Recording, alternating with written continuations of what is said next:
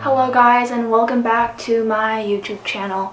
So today we'll be going more in depth from what I talked about in my first video. So the two topics that I'll be talking about today are first, what exactly is breast cancer, and two, the diagnosis methods for breast cancer. So let's begin. As I mentioned in my first video, breast cancer can be characterized into four main different subtypes: luminal A, luminal B, which can also be characterized into a bigger group called the hormonal breast cancer group, HER2 positive breast cancer, and triple negative breast cancer, as I reminded you with this chart in the first video.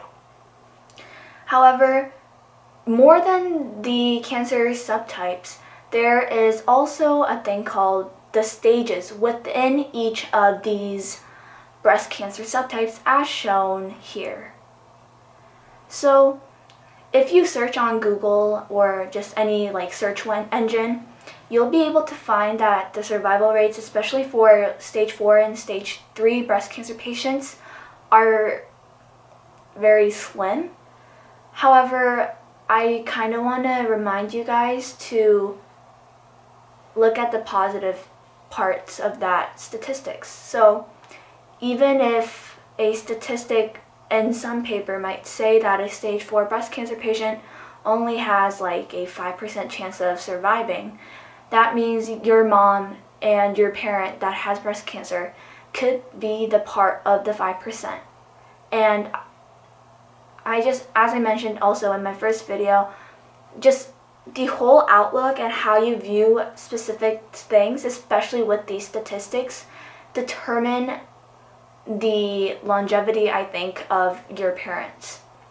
Because I just think a more positive look and a better positive thinking mindset is the best way for the patients to get better, instead of pondering over oh, well, I only have so much to live. Oh, that statistic is so bad and that matches exactly with what I currently have for this type of breast cancer, and etc. So in my particular family, so what me and my mom did was that if we even found a small statistic that said that she had a chance of surviving with her breast cancer type, we would say, oh, Mom, and she would say to herself, you can be a part of that small percentage, or you can be a part of that small percentage that will live throughout this whole breast cancer tragedy, and that you will live to tell your story. And then to also help her ease down, I would also show her funny videos. And if you haven't noticed, I'm Asian, but specifically I'm Korean, so my mom and I would watch funny Korean shows or dramas on Netflix, and just try to enlighten her in any way, shape, or form. So breast cancer stages, as you can see, there are stages 1, 2, and 3, and 4. According to this breast cancer stages chart by the Jordan Breast Cancer Program, there is a total of 5 stages. And the reason why I said there are 4 stages in the previous one is because most people will start from stage 1 instead of stage 0. So stage 0 is when there is pretty much a very, very, very small amount of cancer in the breast, and there are no cancer in the lymph nodes, and it hasn't spread, and it is only within the breasts of the breast cancer patient.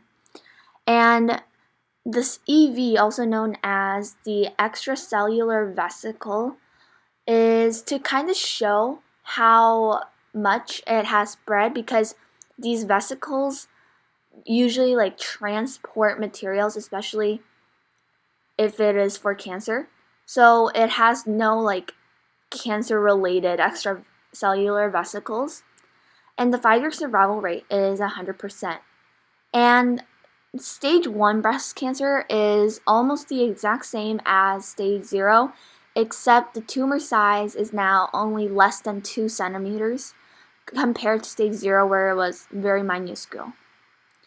Stage 2 breast cancer is from tumor size 2 to 5 centimeters, and the lymph nodes are affected by the breast cancer, but it is still within the breast area and not to like the other organs or other places.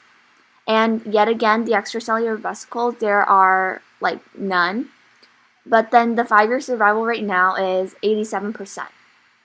Stage 3 is when the tumor size is 5 centimeters or larger, and the lymph nodes have the cancer and is gonna reach like the muscles and the skin.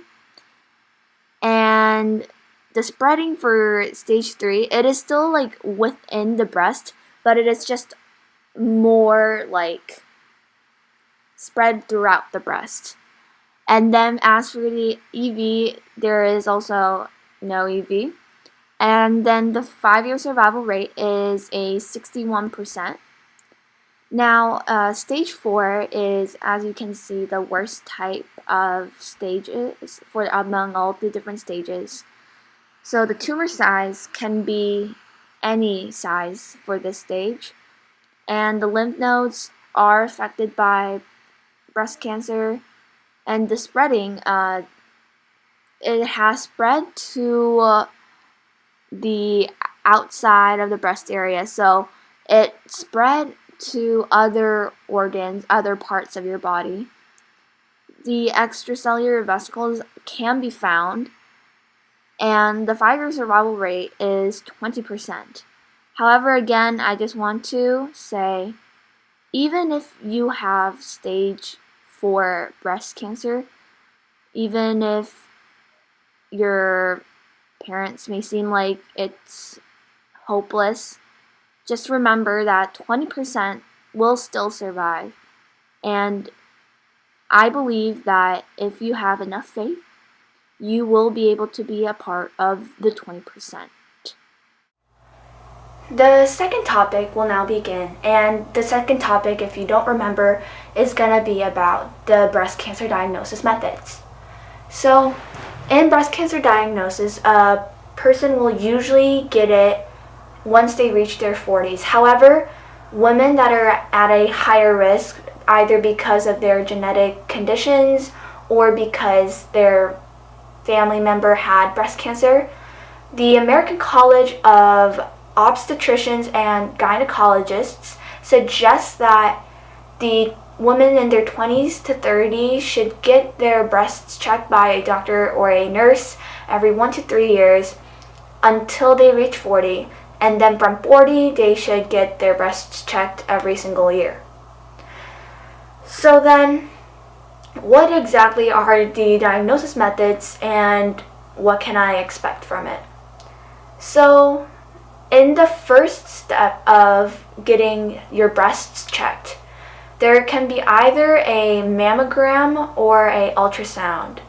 So a mammogram, as you can see in this photo, is a type of test where they set the woman's breasts, or like the breasts, on like this flat plate-ish type of thing, and then a machine will come down and kind of squeeze the breasts, and through those tests, the radiologists, or like the doctors that will check these data results, will look for these things called calcifications.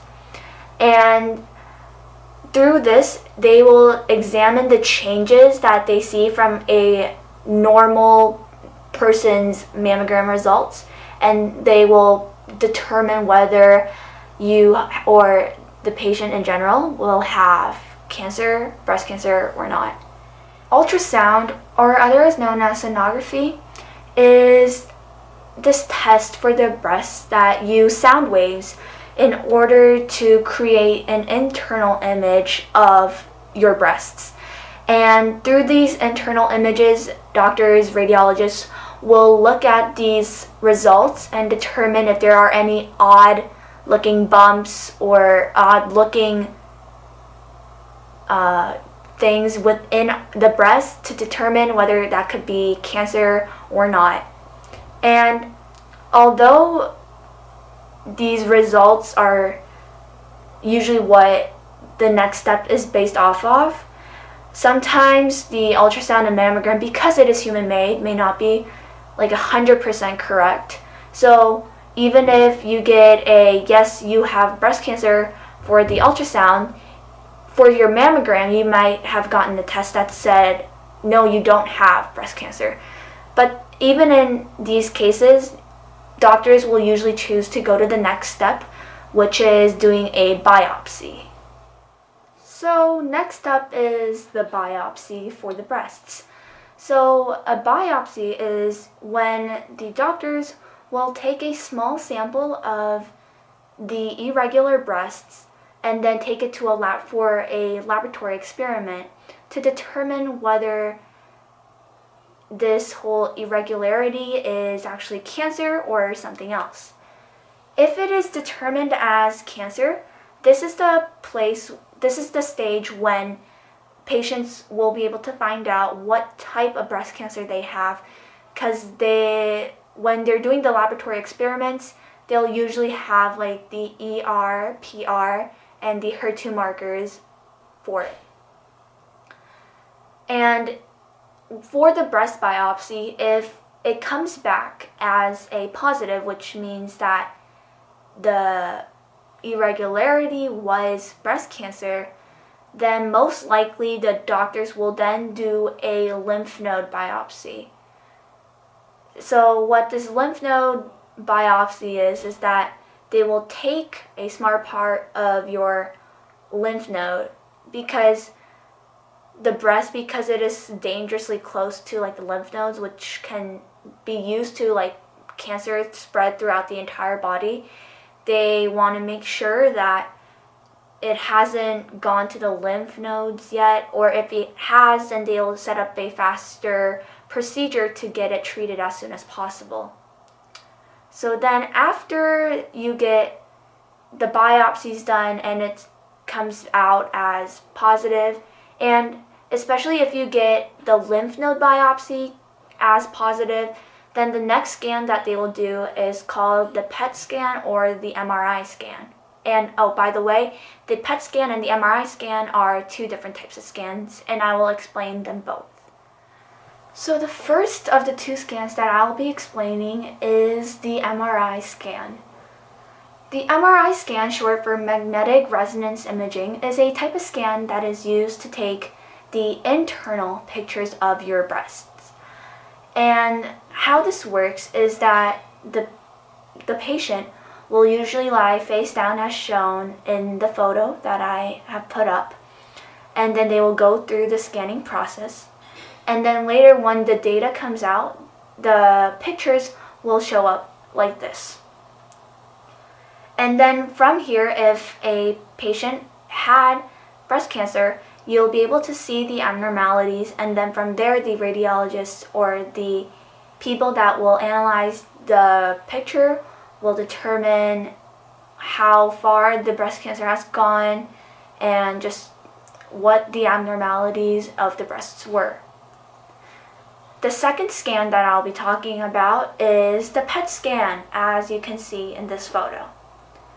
The PET scan has a long process, in my opinion, because my mom has done the PET scan several times now. So in my mom's case, what will happen is that she'll get like these papers from Mayo Clinic stating that she's not allowed to eat before the actual test for a certain number of hours, and then in like the way, like in the last like couple of hours, she'll not be able to like drink a lot of stuff either, because what they do in this PET scan is that they will put like this radioactive substance into the patient's body, and this substance will then attach to like the glucose within the body, because the cancers usually have a higher sensitivity to the glucose, making the area or the cancer light up with like these indicators that are used for the PET scan. So the PET scan is more highly sensitive, while the MRI scan is highly specific. And they're both very good tests in my personal opinion. So that was it for today's video. And although I know this isn't as like family useful as my last video was, I hope that you would have been able to learn about the process of breast cancer diagnosis and then the different stages, but most importantly to know that although the statistics on the internet regarding breast cancer, especially of the higher stages, is a very scary number for anyone that looks at it. And I just want to encourage all of you guys, especially for those of you that has a parent with a higher stage breast cancer, to never lose hope, because your parent could be and will be in the small percentage that will live. And also a reminder to keep your parents happy, because that will make this whole situation a lot more easier. So thank you for watching, you guys, and I hope to see you guys in my next video.